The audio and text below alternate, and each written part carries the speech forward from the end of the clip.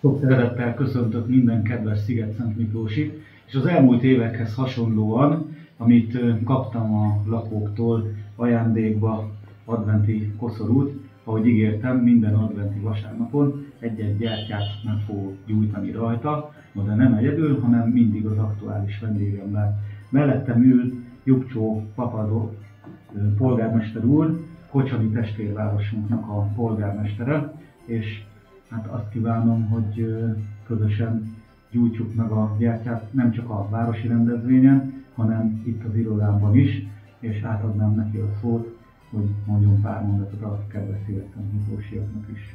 Now I give it this to you. You can say something to the people of Sziget-Szent Miklós. Ми причинува задоволство да присуствувам на еден убав чин во нашиот братевен град, Сигет-Сент Миклош.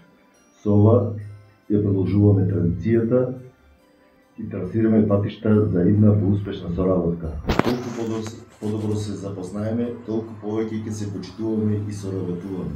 Кај нас ваквите чинови се благословуваат со зборовите за многу години. Áldott adventet kívánunk mindenkinek, és találkozunk a mai városi adventi koszorú gyertya gyújtásánál.